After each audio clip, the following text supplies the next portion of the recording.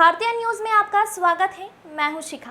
आइए देख लेते हैं आज की खास खबर। खंडवा जिले की सभी तहसील खंडवा, पंदाना, पुनासा, हरसूद व खालवा में भारतीय न्यूज चैनल के लिए तहसील स्तर पर संवाददाता नियुक्त करना है। सिर्फ इच्छुक अनुभवी ही संपर्क करें। Mobile number 9425046807। देश भर में ऑपरेशन सिंदूर को लेकर जश्न का माहौल। खंडवा में भी वकीलों ने इस पल को खास अंदाज में मनाया। नारियल फोड़े और जयकारे लगाए और सेना को दिया समर्थन। मध्य प्रदेश के खंडवा जिले में ऑपरेशन सिंदूर की कामयाबी का जश्न बेहद खास अंदाज में मनाया गया। जिला न्यायालय परिसर में वकीलों ने हाथों में तिरंगा लेकर शंखनाद किया और हनुमान जी के समक्ष 51 श्रीफल अर्पित कर सेना का आभार व्यक्त किया।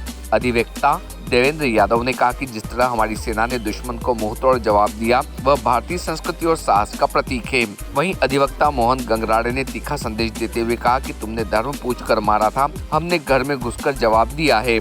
खंडवा में हुए इस आयोजन ने एक बार फिर यह साबित कर दिया कि देश की जनता सेना के साथ कंधे से कंधा मिलाकर खड़ी है।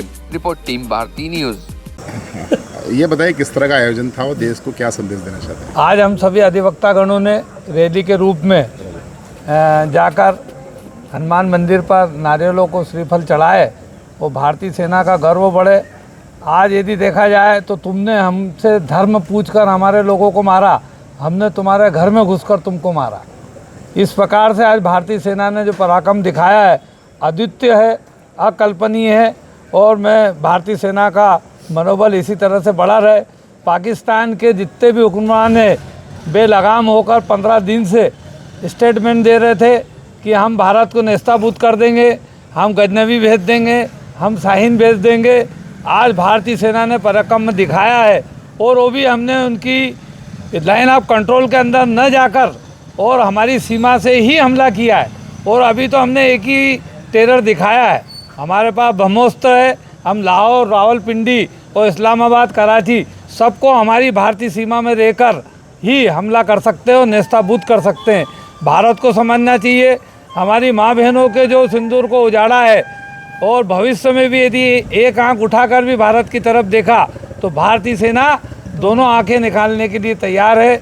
और मैं मोदी जी, हमारे अमित शाह जी और हमारे रक्षा मंत्री राजनाथ सिंह जी और पूरे हमारे अजीत डोभाल जी जो सलाहकार हैं केंद्रीय गवर्नमेंट के और रक्षा सलाहकार हैं, इस प्रकार से आज जो पराक्रम और धैर्य के साथ जिस प्रकार से हमला किया है वो अद्वितीय है।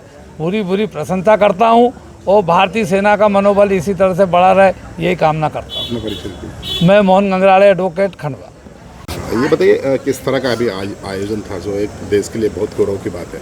22 अप्रैल को पहलगाम में जिस प्रकार की कायराना हरकत आतंकवादियों ने की थी पाकिस्तान की सीमा पर और देश के 26 सुहागों को उजाड़ा था उनने, जो सिंदूर उन्होंने उजाड़ा था, आज सिंदूर ऑपरेशन के माध्यम से मोदी जी और भारतीय सेना ने जो मुँह तोड़ जवाब दिया है पाकिस्तान को, तो जैसे सिंदूर जिस प्रकार से भारतीय संस्कृति, सभ्यता और सनातन परंपरा के अंदर बहुत महत्वपूर्ण स्थान रखता है, उसी प्रकार से श्रीफल का भी बड़ा महत्वपूर्ण स्थान है सनातन परंपरा के अंदर।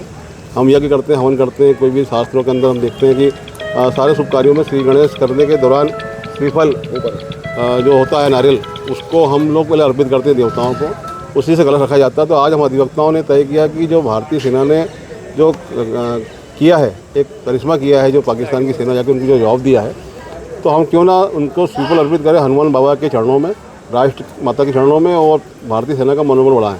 तो हमने जो आज ये आतंकवादी घटनाओं की रोकथाम के लिए जो अंतिम प्रहर के रूप में आज काम प्रारंभ हुआ है, श्री गणेश हुआ है, उसमें हमने श्रीफल 51 चढ़ाए हैं और बाबा हनुमान जी के चरणों में राष्ट्र ध्वज के माध्यम से हम लोगों ने अपनी भावनाओं को भी उल्लेखित किया है।